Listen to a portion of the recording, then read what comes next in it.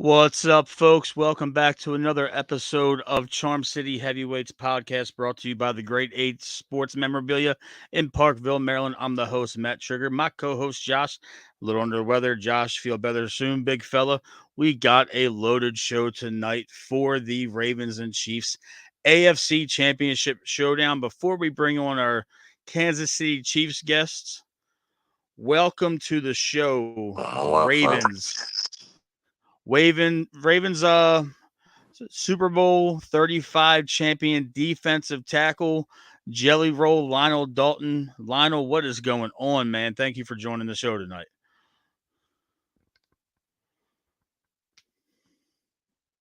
Been moving today. I just moved today, so it's been a hectic day. Trying to get situated out here in Panama. The Wi-Fi sucks, so please excuse me if I have a little lag. Not a problem, man. Hey, Can you hear me? just happy for you to join the show. Big Web, your former teammate, spoke highly of you, said that you'd be fantastic guests. We're going to talk a little bit of Ravens and Chiefs. You're one of the few players in the NFL that has played for both of these storied franchises. You have a Super Bowl ring with us, and we're just going to do a little bit of a breakdown, guys. Josh is under the weather, so I got another heavyweight with me tonight rolling for the Ravens. So bringing in some of my guests from the Kansas City side. They are on the Fastest 40 podcast out of KC. My buddy Dan and his co-host Trey. Fellas, what's going on? How's everybody doing tonight? Hey, good, man. Appreciate the invite, man. Looking forward to it. Absolutely. Excited to be out here. Yes. It's a loaded show. I got a couple more Kansas City guests coming on. We have Wildcard Mar. What's happening, fellas? And we have my boy, He Hate Me from our Rave On days. What's going on, fellas? It's a heavy show tonight, but welcome to Charm City Heavyweights. How y'all fellas feeling? Good. Feeling good. Appreciate you having me on. How about yourself, bros? Feeling good here, man. Night. It's been a loaded pod night, but that's what we live for, baby.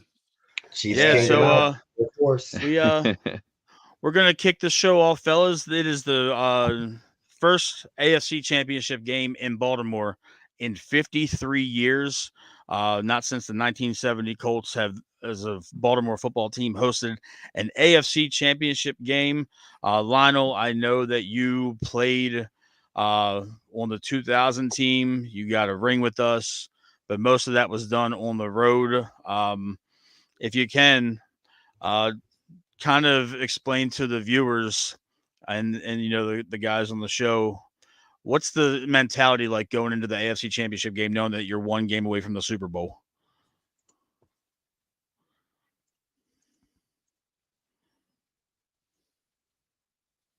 I don't know. He may have froze.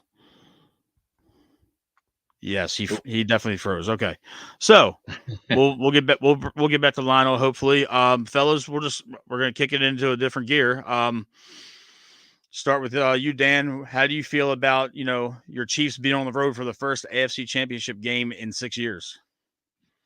Yeah, man. Honestly, a blessing to be able to watch this team go to 6 straight, first and foremost. So, fortunate, spoiled, use all those words you want to use to explain what we've been able to experience here at Chiefs Kingdom. How do I feel going on the road to Baltimore? Obviously, it's going to be a rowdy environment. The fans there are rabid. They love the Ravens up there, and M&T Bank is one of those premier environments. Patrick Mahomes has talked about, wanting his experiences there and kind of what that's looked like for him. I'm just really excited to see how this matchup plays out, to tell you the truth. I feel like this could go any way. And Matt, you mentioned it on the show when we had you on earlier. The winner of this game could end up winning the Super Bowl, or I think the winner of this game will end up winning the Super Bowl. I was on the same page as you with that. So I think there's a lot going into this game, a lot of pressure for both quarterbacks to to cement a little more of their legacy. So I'm just excited to see how it's all going to play out, and hopefully it ends up in our favor. No offense. Hey, none taken, none taken. Trey, welcome to the show, man. I know it's your first time on.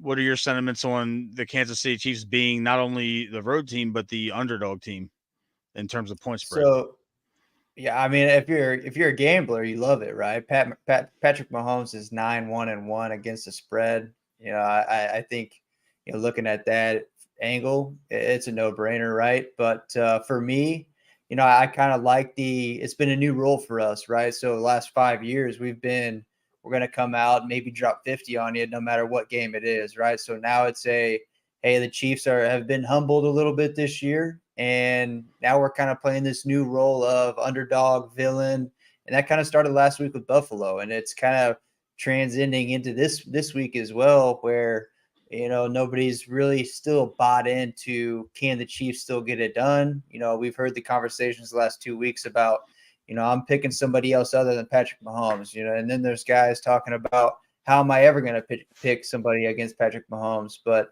I kind of like the new role. It kind of fits well. It smells well. And I'm ready to rock and roll, man. There you go. Mar, welcome to the show, brother. You know, thanks for, you know, taking some time out of your schedule, you know, to, you know, hop on over here with the Baltimore side in enemy territory. Kind of alluding to what Dan and Trey were saying, Mahomes, Lamar, two of the premier quarterbacks in the league. How do you feel this go around? I know that the last time we saw each other was 2 years ago. There was a wild back and forth.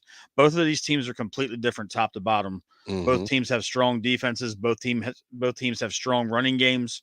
They're both clearly more physical. And Dan, I know we talked about that earlier, but Mar, I just wanted to know, how do you feel about this matchup with these two, arguably the top two quarterbacks in the NFL, going head to head with these physical defenses on each side of the ball?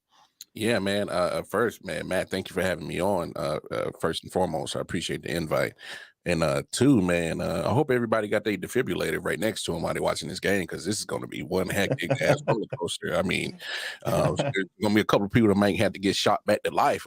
You know, as Chiefs fans, we deal with it every week because they like playing with our cardiac, fortitude every week, especially against Buffalo. So, you know, I even got a defibrillator with the Chiefs logo on it. So, hey, I double up on the Cinepro on the weekends, brother. yeah. So, when it comes to this matchup, man, you hit it right on the head. I think this is a situation where you're going to get two premier elite quarterbacks going on a duel. And I mean, every time we've seen Lamar Jackson versus Patrick Mahomes within the last 5 years, that's what we gotten every time. There's no blowout. There's no one-sided game. There's a back and forth event. So, you know, I do still feel confident in the Chiefs because there is a guy named Patrick Mahomes that wears that uniform, and he happens to be arguably the best quarterback in the league. So I still feel confident in the Chiefs, but you would be moronic to dismiss the Ravens. You would be idiotic to dismiss how talented and physical of a team that the Baltimore Ravens are. You know, I would not be surprised if this is literally a last possession, who has the ball last type of game in this situation. That's just how good both of these teams are. And obviously, I'm pretty sure in the show we'll do the tell of the tape, you know, what team has advantage here and there, and we'll get into the specifics of the matter. But at the end of the day, before that clock strikes zero, man, there's going to be one team that's going to have the ball last, and I think that's what it comes down to. Who's going to have that possession last and make sure that they, you know, bring it home. That's how close I think this game is going to be. I agree with you, and I don't even think it's going to be necessarily one of those things where it's high scoring, but you're right. It could come down to the final possession. You know, we both got two of the best kickers in the NFL, and both of our defenses are stout. So this might be who breaks first in terms of defensively. Mhm. My man, he hate me over here, bottom left corner, brother. Always good to talk to you. It's been a minute though. Last time we did the show, it was a couple years ago when we had our Wild West shootout in week 3 of the 2022 season. Yep. Appreciate you having me on. First and foremost, I love the humbleness of the Midwest faithful over here. I love them. I love the humbleness. I guess I'm going to be the asshole for all the Chiefs fans. Yeah, I'm not worried at this game at all. So I was worried with Miami because Tyreek Hill was coming back and we didn't allow him to play at KC during the regular season. We picked Germany, wherever we played at. So I was worried about that. I was definitely worried about the Bills because it was our first road playoff in this era with Patrick Mahomes. Everything was set up for Buffalo to win at that point in time. They were the hottest teams in the league. But I'm not really worried about this game. I don't understand why everybody is. I see why we're like underdogs, but we're having a down year and we're in the AFC Championship. So this was supposed to. So really, literally after we lost to the Raiders, I was like, okay, whatever happens. Like this is going to be our down year. We'll probably lose in the first or second round. This is just not this how it's going to work. And now we're rolling, and it's one of those things where you guys done fucked up, all of y'all, all the whole NFL fucked up. Like we haven't been able to catch the ball at all the whole entire season until the last 2 weeks. I don't know how MVS caught that pass that he caught in the Bills the last week. I have no clue how he did that. So I'm just saying, there's always that team that hits their stride at the right time. Every single playoffs, you have that team that hits their stride. Everything starts to click. Nobody thought it would be the Chiefs, but y'all in trouble. I think it will be a very good defensive game. But I think we're going to end up. I think it's going to be one of those games where we kind of take the lead, and we're never going to be in trouble. Like we'll always be one step ahead. I appreciate your optimism. It is definitely one of those situations that I do appreciate. We got a couple of guys on the Ravens side coming in. My man Kyle, my man Kay, fellas, what's going on? The cavalry has arrived. We are heavy in the Chiefs Nation tonight. Had to even up the score a little bit. Yeah, so guys, I was kind of letting the Kansas City guys, have a nice little open to the show, kind of giving their thoughts on where they are with the Kansas City. As my man so elegantly put it, that he thinks this is going to be a blowout on the Chiefs side. I tend to disagree. This is going to be a hard fought game, and our defense isn't as spotty as it was a couple years ago. We have Kyle Hamilton, and we have Roquan Smith leading the way. Jadeveon Clowney decided to have a career year in the 10th year in the league. And our offense is locked in. Kay, I'm going to swing it over to you, brother. Hey, thank you for coming on short notice, both of you guys, Kay and Kyle. Kay, how you feeling about Sunday, brother? You can hear me, right? Yes, sir. I can hear you loud and clear. Loud and clear. Man, so first of all, thanks for having me on. So the Ravens have been putting these good teams to sleep in the second half all season. Now, of course, we haven't played a quarterback like Patrick Mahomes this year, so that is the one difference. But there's some things that I've seen watching the Chiefs that I think can play to our advantage. One is they had a lot of trouble stopping the run. And I was watching Dalvin Cook's brother run all over them last week. So I think that's a spot where we'll have an advantage in the game. And also, I don't think the Chiefs have played a defense like the Baltimore Ravens. So with that being said, I don't think it's going to be a blowout in a normal sense of how the Ravens, normally blow teams out. But I think it will be a 2-score game in favor of the Ravens. If I had to pick a score, I would go about 20. Whoa. We do it at the end, my man. No scores. We're going to do it at the end, K. We're going to do it at the end, K. Okay. Yeah, we're going. We save that sweetness. Well, for the end. I'll just say this. I think the Ravens will win. I think it will be close at the beginning of the game, I think it will be another one of those games where we going into halftime a little bit nervous, but I think they'll create some distance in the second half. You think you're playing the Texans from last week? What the fuck? You think you're playing the Texans? Okay. All right. This is gonna be a fun podcast.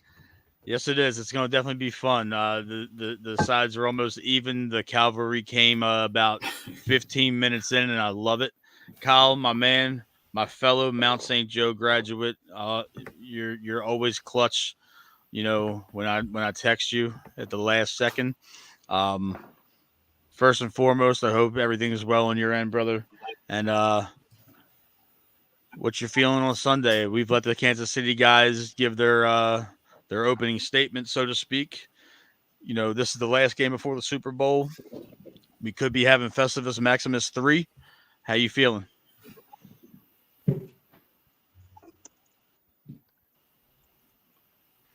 Well, number one, I just want to start off with it's going to be a tough game. It's going to be a really tough game. It's not going to be a blowout, in my opinion.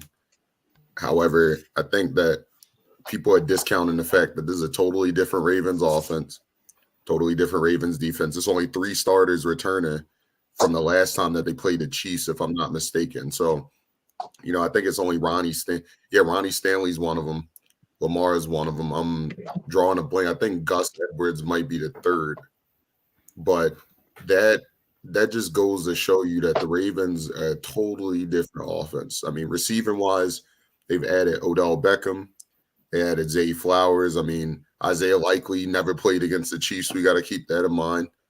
And it's a chance that Mark Andrews is back this week. I mean, it looks like he's going to be back. He practiced full on Wednesday, probably practiced full today, if I'm not mistaken. You know, the offensive line is definitely well improved from that 2021 offensive line. That much is for certain, because I think having Tyler Linderbaum in the middle, you don't have to worry about, you know, Matt Skurt snapping the ball over people's heads anymore. You don't have to worry about, you know, other offensive linemen giving up gigantic, you know, like the running lanes got blown up a ton, even though the Ravens continued to have a high level rushing offense. I mean, you could tell at the point of attack, they were getting pushed around. And I don't think that that's the case with this offensive line. It seems like no matter who's in there, you know, whether it's Patrick McCarry backing up Ronnie Stanley or backing up Morgan Moses, who, you know, both throughout the season, they kept them fresh. They kept them off the field. You know, they go in for a drive, then they come off for a drive. They go in for another drive, they come off for a drive, and then they'd be fresh by the fourth quarter. So you had 2 bookends at the tackle position. I think they're very highly improved over what we have seen in the past with a semi-healthy Ronnie Stanley. It is about as healthy as I think he's going to get this season. And then Morgan Moses, who's been a huge improvement. And when we go to the defensive side of the ball, you know, nobody's seen a weapon like Kyle Hamilton in a long time in Baltimore. He's a defensive weapon. He's a guy that, you know, is going to play multiple positions on the defensive, in the defensive backfield, in the front 7 if needed be. And then Roquan Smith and Patrick Queen, a man in the middle. Defensive line is outstanding. Justin Madubuike, 13.5 sacks this season. You know, he's been training with Aaron Donald. It looks like he took Aaron Donald's powers. I don't know. Yeah, I mean, but he's had a pretty good season. A little bit. But yeah, with that being said, I think this Ravens team as a whole is totally different than what they played. Same thing with the Chiefs. You know, I think Pacheco, the Ravens never have seen Pacheco, who runs like a madman. You know, somebody said, yes, he does. That was where I was going to lead into it. Yeah, Pacheco's crazy because someone mentioned on Twitter, they were like, Pacheco runs like he bites people. That's not look. The way I look at it is that man runs hard. He's crazy though. He runs crazy. He runs like he runs like he's angry at the ground and he's angry at everybody around him. And I wanted to mention Pacheco and Kyle, thank you for leading into that. Guys on the Kansas City side, with anybody can chime in. he has not practiced all week. Does that give anybody on the Kansas City side of this? Does that give you guys any concern or any pause that he's been banged up and nicked up, and now he's going against arguably one of the most physical defenses in the entire NFL, if not the most physical defense? How do you guys feel about Pacheco? I mean, he said he was going to play. So he said he was going to play. I'm sure they got plenty of good drugs that, you know, he's not going to feel nothing by the time halftime gets in. He's getting and I mean, cortisone besides, shot. we still have Clyde, which they can give him a breather. They don't have to use him so much. And we have Jared McKinnon. So, I mean, he'll be there. Pacheco's one of those guys that you want him in a foxhole. He'll be there. Oh, yeah, he's definitely going to be there, you know. But it's just at this juncture, you don't want your starting running back missing every single day. You know, you get your guys' injury report was quite lengthy today when it came out on the Baltimore media side. I know Willie Gay's, you know, been missing practice here and there, and I know he's your starting linebacker with your defense. Trey and Dan, I want to kick it over to you for the defensive side. You guys got some injuries on that side of the ball. Is there any concern moving towards Sunday? I think specifically for defense, you know, you look at Willie Gay and Mike Edwards. Mike Edwards, yes, the dude's been an absolute ball hawk in the secondary. Huge pickup for the Chiefs in the offseason. But when you look at Willie Gay, you know, obviously he's a big time game changer on our defense. But you know, we have depth at the linebacker position where Drew Tranquill is going to come in and replace that. And quite honestly, you know, might even play better than Willie Gay. As we've seen all year, Drew Tranquill has had a hell of a season. And so those two specific injuries, I'm not too worried about that. You know, Mike Edwards, that's a coin toss with the concussion protocol. It's going to be interesting to see if he can pass through that and make his way back into the game, because that one's going to be a big deal for us for sure. And I'll add to that too about Mike Edwards. He actually did practice today, so he's completed that next phase of getting out of that concussion protocol, which we could likely see him come off of that protocol on Friday or going into Saturday as well. Mike Edwards, 100% of confidence in him. Even if he can't go for whatever reason, Shamari Connor's proven to be a stud back there and a guy that's really developing and made some key plays in that Buffalo game as well. With Willie Gay, the big thing with him is that he's our spy. Like, he's going to be that guy that's always going to be spying on Lamar Jackson in case he does break out that pocket. And so, echoing what Trey said about Tranquill, I want to echo that about Leo Chenal as well. Leo Chenal made some key plays after Willie Gay left the game against Buffalo, and we saw 54 flying all over the place and chasing loose balls and trying to strip that out, and everything he was doing from punching that thing to just hitting the gap at the right time and was part of our second half. So, Kay, I know you mentioned what the Ravens were doing in the second half. The Chiefs' defense in the second half has been one of the best in the league in terms of scoring. No one has scored over 7 points in the last 8 games in the second half against us. So overcoming those injuries is something we've been doing for a while. Even though I'll say Lamar Jackson is definitely an electric quarterback. So don't let me don't take that as, you know, I'm not fearful of what the Ravens can accomplish, but history's on our side defensively. That's a fair enough assessment, Dan. And Mar, I wanted to kick it over to you. We haven't talked about one of your more important injuries that just occurred last week. Joe Thuney might be He's out. MIA this weekend. So Yep. I know it was only a strain in the pec. It's a very complicated injury for an offensive lineman. Kyle and I both played offensive line at the same high school a couple years apart. So we know the importance of making sure that your chest muscles are in tune No doubt. for trench warfare. How do you feel about the possibility, if he hasn't already been rolled out, how do you feel about not having him going forward? Well, I'm glad that you brought him up, Matt, because as we was talking about other injuries that's on the injury report for the Chiefs, the first thing I went after, even after the game finished against Buffalo, I'm like, please tell me Joe's fine, because say what you want, NFL is a game that is won in the trenches, and I will die on that hill. And when you have an all-pro left guard like Joe Thuney possibly not playing, it's not looking good that he's not going to play. I like Allegretti. He came in and did very well against Buffalo, but we are also going up against a banged up Buffalo defense.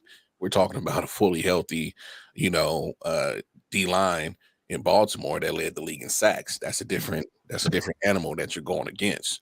It is. It doesn't bring me comfort, but I do have faith in Andy Reid and in Allegretti's abilities to, not go in there and just totally just muck it up and just forget how to play football. But Allegretti, to his credit, he has when he's been called upon to come in and play games, he doesn't miss a beat. The offensive line still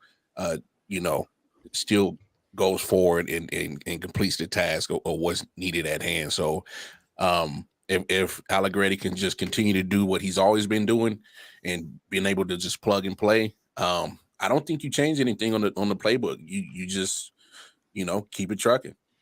So absolutely. They definitely will change something on the playbook if Tunney's out, because they'll move the pocket around. Because they'll hide Allegretti, so they'll move it around. They'll do more options, bootlegs. We've seen it a lot where Patrick Mahomes, when the pocket is unstable, they do a lot of movement in the pocket. Whether it's going back to the RPO, he moves around side to side. They roll him out. They drop because back, you guys predicate a lot of your offense on that movement. that front pocket being solidified with misdirection. Creed Humphrey and Thuney. So, that, like you said, there might be a little bit of a differentiation in how they move the pocket. Kay, getting to the Ravens injuries, we have two that have been glaring for the better part of the year. We played half the season without Marlon Humphrey and Mark Andrews. Marlowe looks to be a full go. He's been limited in practice, but I don't think he's going to miss the AFC Championship game. Kay, what is the importance of having Marlowe back for this game? So this may be an unpopular opinion, but I think, of course, he's an all-pro. He's a Pro Bowl. He's one of our best defensive players. But the scheme that we play doesn't really depend on just one player. We have a lot of, let's say, mid-tier players that's coming together to put a certain product on the field. Now, of course, if he's there and he's actually healthy, then of course that's gonna bump our defense up overall. But I'm on the side of, if he's not fully healthy, because in these type of games, one big play could be the difference. So if you're trying to line him up one-on-one on the outside and you're just gonna leave him with no help over top, I'm not comfortable with that, honestly.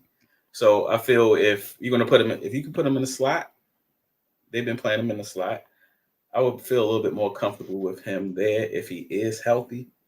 But this is one of those things where we've been playing pretty good without him. Now, like I said, of course, we want him on the field, but if he's not 100% healthy, I would prefer him to get healthy. If we win this game, we have a 2-week break before the Super Bowl. So if that extra time would help him, because that calf injuries can be tricky. Like just one play and you could tweak that. So as far as Mark Andrews goes, it's almost the same thing. I don't want him playing if he's not fully healthy. Now, Mark Isaiah Likely has been balling. 6 touchdowns the last 7 games. Yeah, so this is one of those things is I know he wants to play. I mean, it's a big game. Of course, he wants to be out there. I think if he does play, it's going to be limited snaps. He's not going to go out there and play 30, 40 snaps. So it'll be definitely nice to see him out there. I think they'll have some problems covering if they have those, if we go on those big sets with those 2 tight ends. We got Likely and Andrews out there. It'll be interesting to see what they do with that. So anything we get from either one of those 2 will be a plus, but I think we're in a good situation where we're not really dependent on them. That's a fair assessment, Kyle. I know that Kay hit on some points for both of the big injuries, but a little bit been dealing with a little bit of banged up guys. Zay's been on the injury report lately, and he's going to be a full go. I have all the faith in the world that if they can play, they're going to step out there. Like he hate me, alluded to. They have the most potent drugs in the world to get them through 60 minutes of football. So. I don't think anybody's going to miss this game if they don't have to. How do you see them incorporating Andrews if he does indeed suit up? I know Kay said that they might run some 2 tight end sets. Do you see Andrews playing more in the red zone and less between the 20s? Or do you think he's going to be a full go? I mean, as of right now, I mean, he's been practicing fully. So, I mean, if he's practicing fully, I expect them to be full go. But I do expect them also to get in there, to split some snaps with Isaiah Likely when they don't go into 12 personnel, that is. I think 12 personnel is going to be incredibly important in the red zone, especially when, you got to get as physical as humanly possible against this Chiefs defensive line. Chris Jones is an outstanding player. It's just as simple as that. And so I think they're going to, I think interestingly enough, they'll probably go 6 offensive linemen in the red zone at times. Maybe they'll line Isaiah Likely out wide and then try to get him a jump ball out there. I mean, they don't necessarily have to do that. I think they've attacked really well across the middle all season. And they've been able to convert on red zone plays. But if you have 2 tight ends that are both really good, I mean, they're looking like, maybe, this sounds a little bit too early to say, but maybe they might be the new Gronk and Hernandez. I don't know. I hope Isaiah Likely isn't Hernandez in different ways, but on the field, hopefully, right? I mean, but yeah, he's if they can get those 2 in a 12 personnel, start running some more heavy personnel, I think they're gonna do pretty well. I don't see why this team should have any issues running different things if they trust in both of those guys. So I'm pretty intrigued to see what they do on Sunday. Sounds good. Trey, I know you got to cut out. Thank you so much for hopping on for the first 35 minutes of the show. I'll let you give your score prediction before you go because that will be the last segment. Good luck after, it's all said and done. I love your guys' show that you guys are doing out there on the Fastest 40. Just go ahead and give your score prediction before you cut out, brother. Yeah, sure thing, man. I appreciate it. Appreciate the invite. Appreciate your time earlier today. I got the Chiefs 23-21. I think Harrison Butker comes in at the last drive of the game, nails one deep 50+ and nails the coffin for the Ravens and sends the Chiefs back to the Super Bowl against the Lions. So that's what I got for the game, man. Everybody have a good night. Enjoy the game this weekend. Let's go Chiefs. Later, brother. Chiefs. All right. So I know that we've been talking a lot about the injuries, and I know we've been talking a lot about some potential matchup issues. I'm going to go around the horn here with everybody that's still left. And Dan, I'll start with you. What is your key matchup for this game? It can be on either side of the ball. What is your key matchup to determine the outcome in this game? Man, I think it's hard to say, but man, I think it's just to kind of stray from where I think everyone's going to go. I'll pick one that's a little bit off the beaten path. I think it's going to be our receivers or your receivers against our defensive backs. All the physicality that our defensive backs have shown. I mean, we saw what the guys Snead and McDuffie did against Tyreek Hill and Jalen Waddle and those guys in Miami. It's cold then. We saw it again in Buffalo, right? Those guys were very physical, and with your team, you guys are definitely more run heavy, at least from what I've seen. But, Odell Beckham in the back half of the season got heavily involved in that passing game. Zay Flowers has had a phenomenal season, probably one of the top 3 rookies that we saw come out of this class. I think it's going to start with those guys, right? If the Chiefs are going to win, I think one of the key points in that scenario is getting Lamar to try and beat us through the air as opposed to him getting yards on the ground. So if we're able to limit that and they got to rely on their passing game, it's going to start with how physical can our corners get with those guys getting off the line of scrimmage and bodying Zay Flowers, getting Odell roughed up. Mark Andrews is going to be a little, hobbled, not quite 100%, I'm sure, coming into this game, handling him at the line of scrimmage as best as you can with that guy in the red zone. Those are going to be the key matchups, right? How well our defensive backs are going to be able to handle those guys. L'Jarius Sneed, very physical corner. I can see him shadowing Zay Flowers for a good portion of that game. How physical can he be with him without drawing a flag is going to be a big matchup that I'm looking for. And I think if we end up winning that one, that's going to be a key for us to win the game ultimately. There you go. So, Mar, what's your key matchup for this championship game? Yeah. So there's 2 games that I look back on at the Ravens schedule, and I went back and watched, and it's the Browns game when they came to Baltimore and the Rams game when they came to Baltimore. And I saw exactly the success that both the Browns and the Rams had running the ball. 3 wide receivers, 1 tight end on the field, and they stuck with it. They didn't, oh my gosh, one possession is not working. No, they stuck with it. And I'm looking at, can Andy Reid take the Chiefs run offense and beat the Ravens rush defense? That's the matchup I'm looking for, because I saw what those 2 teams did. They didn't stray away from it. And all Chiefs fans can tell you, as much as Andy has success with the run, he will abandon it in a heartbeat. And that pisses me off every time.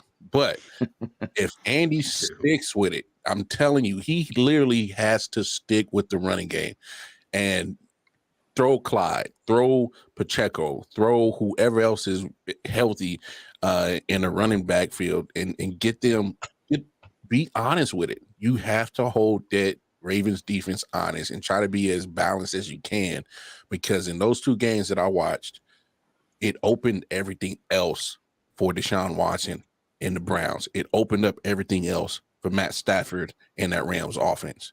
If they stick with the run, it'll open up for Patrick Mahomes to do what he can do. This literally has to be a game where you have to use the running game to beat and bludgeon and tire that front 4 so that it slows down that pass rush when you start throwing the ball with Patrick. If they do that and stick with the run game, and I'm looking at Andy Reid, you stick with it. Can't abandon it. I'm telling you, it'll open up everything else. And hey, Chiefs might mess around and hoist another trophy up. That's how confident I am if they stick with that plan, with the matchup wise in this game for sure. Fair enough. He hate me. What's your key matchup for this heavyweight bout? See, I had a couple. I was going to say, we can't beat ourselves because we normally do by dropping balls and stupid penalties at the end. But ultimately, I think that what our defense needs to do is what it's continued to do, and that's take away what the offense wants to do. So if you guys want to go deep and throw the ball, we're going to take that away. If you saw that versus the Dolphins, they wanted to use their speed or they wanted to get out in the open, and we completely shut that down. We turned Tua into a check down offense. Everybody talks about how well Jared Cook and them ran the ball against us. So did Buffalo, but I think we kind of wanted them to. We didn't want their Gabe Davis and Stephon Diggs and all of them to get loose. So when we got down to the end of the game, when they needed to get loose, they weren't ready. They weren't prepared. So I think what we're going to do, our defense needs to make you guys one-dimensional. I think we need to turn the Ravens back into that running game that is not built to come from behind or score quickly. You guys, your offense has been extremely potent this year. It has scored quickly, put up points, and a lot of times that you guys lose, that you guys defeating yourself. At one point in time, you had a lead in every single game that you had played, even though you had like 2 losses. So I think what we need to do best is our defense needs to buckle down and take whatever you want to do. We need to take it away like we've been doing during the playoffs. Fair. Hey, Kay. We've been, they've been hitting the nail on the head with what the defense should be taking away from the Ravens offense. What is your key to this game to ensure that the Ravens advance to their 3rd Super Bowl in 28 years of team history? The biggest matchup that I'm looking at is Kyle Hamilton versus Travis Kelce. So we all know the Chiefs wide receivers are trash. Can we all agree on that? I mean, no, don't get Rashee me Rice wrong. is good. Rashee Rice I'm about to is say, good. I like Rice. I think Rice is that one receiver that has a bright future ahead of him, but I don't think we're individually scared of any of the other receivers. So if we could take Kelce out of the game, if we limit his run after the catch, because he's going to get his catches, but we limit those that run after the catch, and I think we have the one player in the league that's built to cover Travis Kelce. I think that's why they drafted him, is to cover Travis Kelce. So if he can win that matchup, that's a wild assumption considering we play Kansas City maybe twice every every 4 Kansas years City or so. is in the AFC Championship every year. You're right. Hey, I hear you. They're 6 gotta years go- running. We got to go through the best to get to the Super Bowl. So of course, that's their mind. That's their mindset, because they know they lost. They know they lost Tyreek Hill.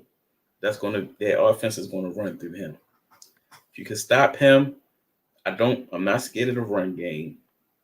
I'm really not scared of that defense. We didn't have him last year, right? Who? Travis Kelce? We didn't have Tyreek Hill last year. No, that's what I'm saying. That's why we need to stop Travis Kelce. The offense is going to run through him. I think he's the best tight end in the league. Yeah, So- and I said as much on Dan's show earlier tonight over on the Fastest 40. He's definitely, the top guy. I don't care if he didn't have 1,000 yards. The dude is still a baller. Yeah, for sure. So, of course, if he starts going off in the middle of the field, that's going to open it up for the rest of his receivers. So, I think it's really important that we take him out of the game. Like I said before, he's going to get his catches, but we can't let him get that 20 to 25 yards after the catch. That'll kill us. Mm-hmm. One more thing. The reason that the one team that I didn't want to play again was the Miami Dolphins. And the reason is that's the only team that I feel like can score quickly on one play drives, quick hitters, take it to the house. I haven't really seen any teams consistently go down the field, drive after drive after drive on the Ravens.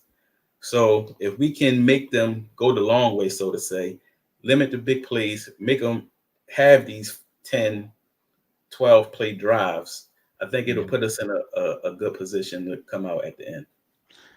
Fair enough. Kyle, what is your key matchup for this game?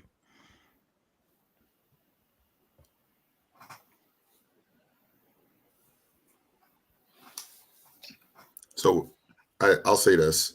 I don't think we're talking enough about George Karlaftis. And to me, when you got another guy who,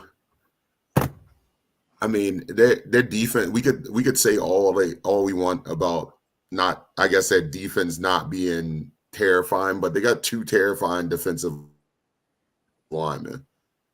And plus their defense is good. That's the reason why they're in this situation right now, just because if their defense was bad, this team would be bad because the offense was not carrying the team the majority of the season. I think this defense, the Chiefs defense, has stepped up in a way that I'm pretty impressed with. And I'll just say this too. Steve Spagnuolo, one of the better defensive minds in football too. comes from that Jim Johnson defensive mindset where I know he used to run wide 9 when he was with the Eagles. Jim Johnson was an outstanding defensive mind. And Steve Spagnuolo is like the spiritual successor to that defense with this 4-3 that doesn't necessarily go as far wide, but they're going up there and they're smacking people in the mouth at the point of attack. And I know one thing I will say about George Karlaftis, as a defensive lineman, he has some short arms. He has like T-Rex arms, but the thing is, he's so freaking strong that he's taking guys and he's chucking people as soon as he gets contact with them. And Ronnie Stanley has these long, Ronnie Stanley's built like me. If anybody, Matt knows how tall I am. I'm like 6 foot. You're like 7. Ronnie 6'9". Stanley's like a tall guy, God damn long you. arms. I'm not 6'9". I'm close Whatever. enough though. Whatever. But You're like 6'9" with tennis shoes on. Ronnie Stanley is this close enough. Almost. But yeah, I think George Karlaftis with his ability to get inside, that he has good hands. His dad was a water polo player over in Greece.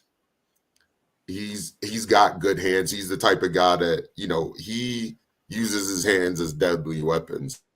Chris Jones, same thing with him. Chris Jones is going to get inside, try to chuck the guy immediately. After he gets right inside of their pads, loses them immediately. Those guys, I think it all starts with the trenches. Everybody, like every time we talk about offensive and defensive lines, I think there's the Ravens offensive line versus the Chiefs defensive line. That's going to be the key to the game. And, I'd say advantage Ravens just based off of everybody else. But the thing is, you're going to have help on both of those guys. You're going to have to bring people up. And the thing is, it only takes one of the two of them to screw up the entire situation. So you got to have help. And the good part about the Ravens pass protection is that Justice Hill has been one of the best pass protecting running backs that the Ravens have had in a long time. I mean, the good part Probably about him too is that they don't run RPOs with him. What's that? It's probably the best pass protector we've had as running back since Chester Taylor. Honestly, yeah, that's a throwback. Vikings legend Chester Taylor. But that's the thing. I think this Ravens team, they're gonna have to put help on both of those guys. Chipping guys, getting up. Maybe if they're over pursuing, you drop a couple screen passes in there. Let Justice Hill get a little loose. Let Zay Flowers do what he does, and get those guys off kilter. Because I mean, you're gonna have to keep them contained. I think they're the reason. Like I said, those two are the biggest reason why I think the Chiefs are such a formidable opponent on the defensive side of the football. They are gonna wreak havoc no matter where they go. I wanted the Ravens to draft George Karlaftis because I thought, one, imagine him in Greektown. That would have sold. You would have sold so many jerseys out there. Number one. Number two, this dude is a beast. He's a monster. He's one of the best. He's already one of the better defensive ends in the league. I'm really impressed with him. And like I said, what more can you say about Chris Jones? He's an all-pro. He's probably gonna be a Hall of Famer in my opinion. Yeah. Guys on the Kansas City side, full disclosure, Kyle covered Karlaftis when he was at Penn State. So me and Kyle talked about him quite a bit when he was coming out of the draft, and we both wanted him. Kyle definitely was banging on the table for him. I wanted him just for the simple fact that we needed pass rush help. But before we do our final segment, I think the biggest matchup, honestly, is going to be our defensive line against your interior offensive line. It's been noted by everybody, pundits all week long, that your offensive tackles are not what they used to be, and that's fair. But both of our pass rushers are north of 30, and they're more edge setters than they are anything else. But with Tooney being out and Matabike and Michael Pierce and Travis Jones, and they've been causing havoc on the inside. If we can take advantage of Tooney not being in and making Patrick run, he doesn't like being uncomfortable and having to scramble. He is capable of scrambling and getting big yards. That man don't like being hit. No quarterback does, but he really don't like being hit. So if we can get after him with our pass rush of our front four, I think that's going to be the key to us coming out of this game victorious. With that being said, this is the final segment of our show, guys. I know this has been running a little long. This is going to be our player of the game and our score predictions. So since you guys are our guests, he hate me, I'll let you lead this off. Who is your player of the game and what is your score prediction? In 15, we trust. Patrick Mahomes, I need godlike performances. So Patrick Mahomes is going to be the player of the game, and the score is going to be 31-17. Chiefs. Okay. Mar. Boy, E, I wish I had your confidence, dog. Let's I go. love you. You should have seen me last week. You should have seen me last week against the Bills. I was sweating bullets. No, man. To me, man, player of the game, in my opinion, is going to be Pacheco. I could definitely see him having, even if it won't be crazy yardage, still give him 24, 25 carries, give me 90 yards, but give me two tutties. And that's how I see it. 2 tutties from him, but I'm still going. I'm going 24-20. Chiefs walk away with the dub. Pacheco MVP. Okay, Dan, let's hear it, brother. I'm going on the defensive side of the ball, man. I'm rolling with L'Jarius Sneed, who I think has been the defensive MVP on this defense the entire season. One of the biggest snubs in recent history from a Pro Bowl and All-Pro perspective. So disrespectful. It is. It absolutely is, man. I think what he's going to do in this game in particular is just equalize what you guys will be able to do in the passing game. He is versatile. He can cover a guy like Mark Andrews in the red zone if he has to, but he can also cover a guy like Zay Flowers deep down the field. So I think he's going to end up being that X factor, that game changer for us. And ultimately, you could probably, if the Chiefs end up winning this game, look back and see there were 3 or 4 plays where he truly made a difference and turned the tide in this game, whether it's like breaking up a pass on a third down conversion or stopping somebody short somewhere, like, because he can tackle too. Like, those are those things I'm expecting from number 38 in this game. So I'm rolling with the Chiefs. I'm going to just copy the score from the divisional round, 27-24. I think it does come down to a field goal in this one in particular. I like the buck for field goal. That dude's been nails all year long. Another All-Pro snub, if you ask me. But that's where I'm rolling, man. I appreciate you having me too, Matt. No problem. Thank you for taking some time out of your night. Kay, who is the player of the game? Who's your game MVP? And what is the final score? I know you wanted to toss that out there about 45 minutes ago. So premature. All right. So as far as the score, I'm going 30-20 Ravens. Not your classic blowout, but I think it'll be a little bit worse than it looks. I think the Chiefs score some late touchdowns, and I think the player of the game is going to be Lamar Jackson. I don't think he's going to put up any gaudy numbers. He never does really put up gaudy numbers. But I give him a passing touchdown, a rushing touchdown, maybe about 175 passing yards, about 75 rushing yards. And he does what needs to be done to win the game. Now, I think the biggest impact in the game is going to be our defense versus the Chiefs' offense. I'm not saying that the Chiefs don't have a possible route to win the game, but by the Ravens having an overall better roster, they're going to need a superstar game from Patrick Mahomes, which we know is possible to happen. So as long as we can contain him, keep him from, having one of those 350-yard passing games with 4 touchdown passes. If we can limit that, I think we have a good chance to win the game. Kyle, go ahead and give us your prediction and your MVP for this championship showdown.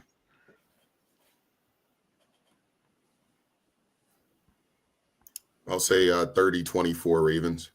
I think Lamar Jackson is your MVP from this game because, number one, we got to keep in mind that he is 5th in the league among PFF. We could say whatever we want about PFF, but I think this blitz grade that he has, I think it's 5th. Yeah, it's 5th in the league against the blitz. And the thing is that if teams are going to send blitz at Lamar, Lamar is passing at his passer rating is pretty good against the blitz this season. And if teams choose to sag off, the thing is he'll take everything underneath. He hasn't been trying as much to take those deep shots if they're not there. I think he'll take the easy open routes. If they sag off of him, he has the ability to escape and take some big chunks out of the field. I think that'll be huge for the Ravens. I think number two, like I said, running game wise, Lamar, nobody's shiftier than Lamar in the open field. I think that he takes the Ravens to new heights that they haven't been to since 2012. I think they get to the Super Bowl, and he's gonna go down as a Baltimore legend if he pulls this one out. Because he already is one, but this is where you got to prove it, and I think that he will. Just based off of what he's done this season, his focus, his intensity on the field, his intensity in the locker room, as we heard during halftime about his locker room speech, really he was just cussing guys out in the locker room. It wasn't even a speech. It was more like, what are you guys doing? And I just think that he's focused. He's got his mind on the money on his mind. I think he goes for 250 passing yards. He adds 60 rushing yards. Give him 2 touchdown passes, a rushing touchdown. And they're going to try to contain him. And I think they'll get a couple sacks on him. But I think that second half adjustment that Todd Monken comes with, I think that's going to be the key right there to the Ravens' victory. There you go. So to round this last segment out, I am going to go Ravens 31, Chiefs 21. And I don't think it's going to be like that, high scoring of a game. It's really not by today's standards. But my MVP is going to be Kyle Hamilton. I believe that he holds Travis Kelce to under 80 receiving yards. And I believe that he holds him to 0 touchdowns. I know that's my wow factor for the game. I don't think Travis Kelce gets in the end zone with Taylor Swift watching on, the number one Chiefs fan in the entire world for the last 5 months.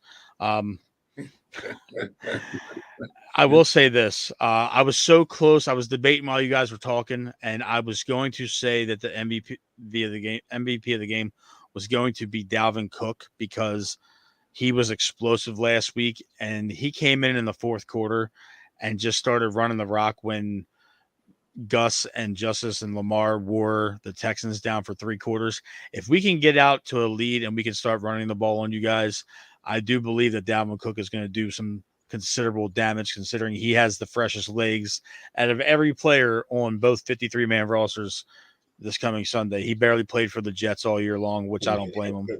But, yeah, it's going to be a rocking game down here on Sunday. I was telling Dan on the Fastest 40, T-Pain is performing at halftime.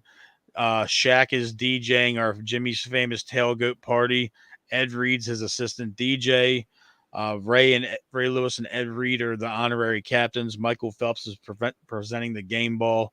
Damn, y'all going all out. Yeah, Jonathan Ogden. I feel like there's not a game in 2 weeks.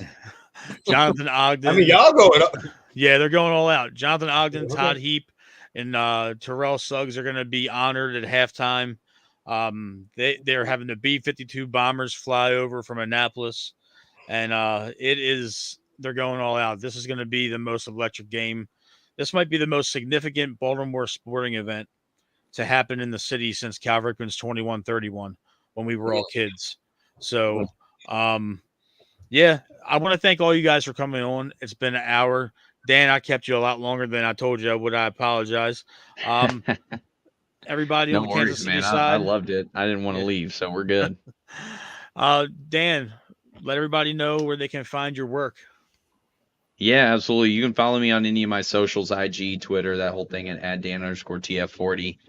We do the Fastest 40 a couple episodes a week through Odyssey Sports, so you can listen on the free Odyssey Sports app, or you can check us out on Spotify or Apple Podcasts. The fastest @the fastest_40 on Twitter is where you can follow along with the episodes that we're dropping. We're also on YouTube on the Odyssey Sports page. Appreciate you again, Matt, for having me on. Hope you guys follow along with the show, and best of luck to you guys out there in Baltimore. But no offense, I hope the Lamar Hunt Trophy comes home. None taken. Mar, where can everybody find you, brother? No doubt. Man, you can find me at a couple of places, man. Specifically, ILW Sports Network on YouTube, 613 Fate Productions on YouTube. You get holler at me personally right under my name on Twitter. I still call it Twitter. KC Wildcard Mar.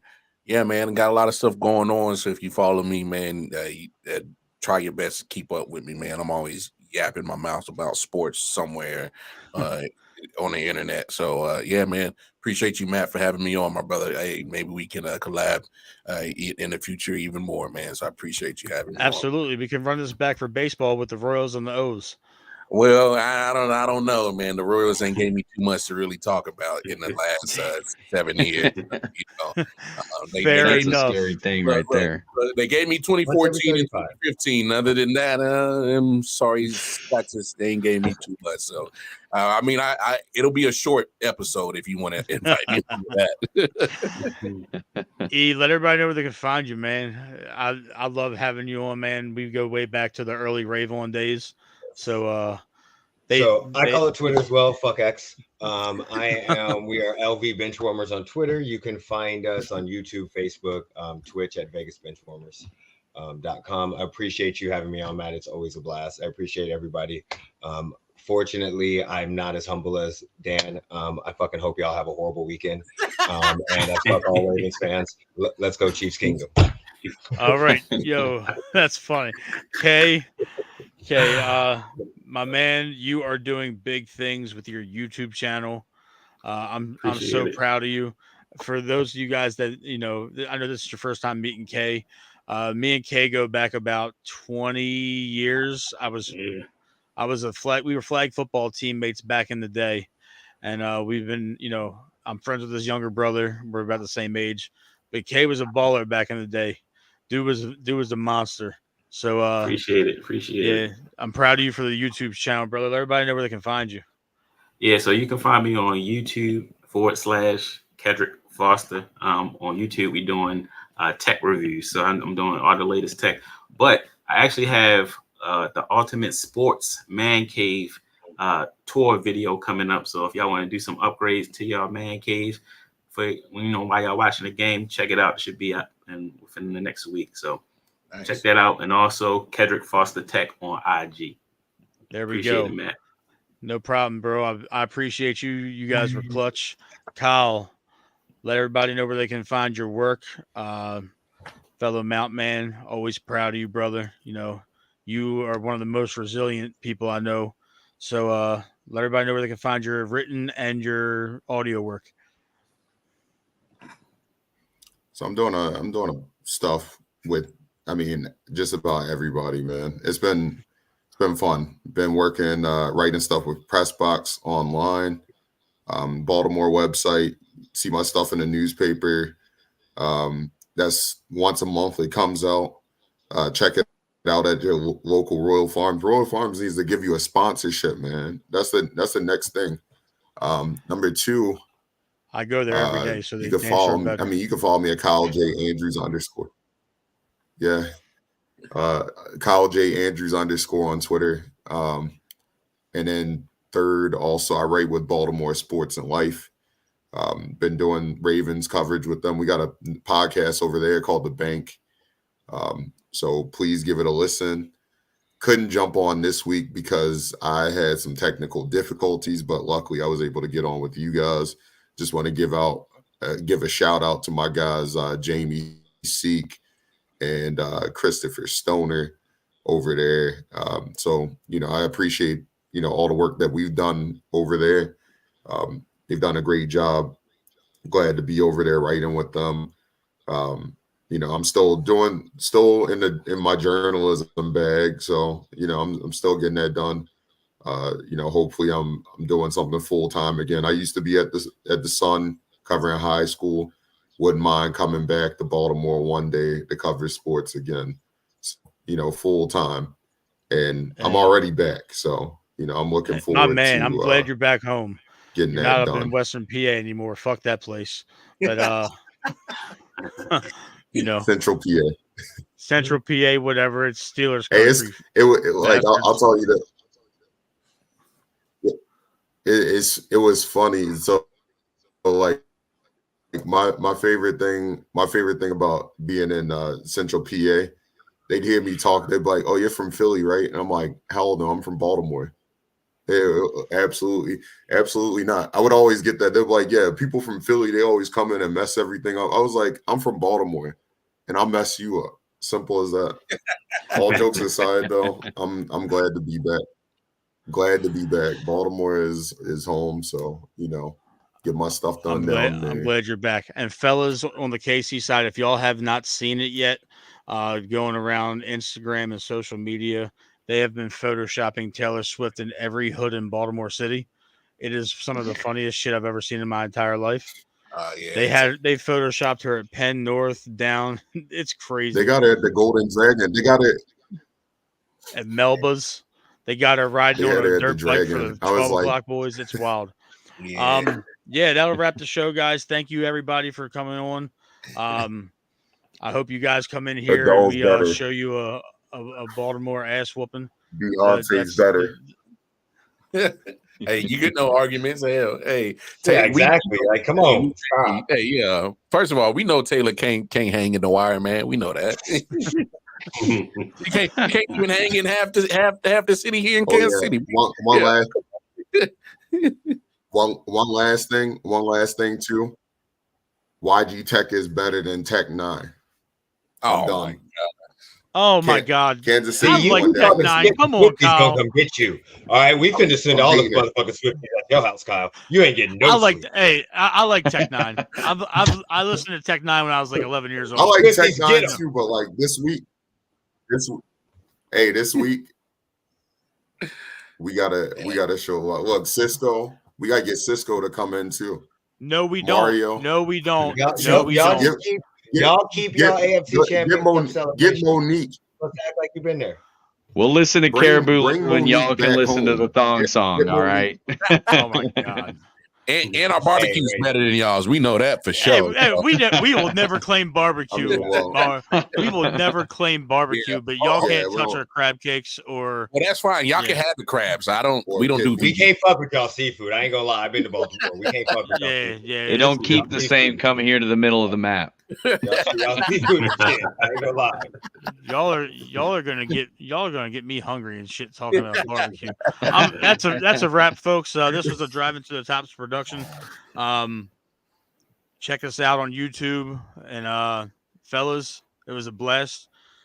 I can't wait for Sunday, man. I'm itching for this game. Everybody have a good night.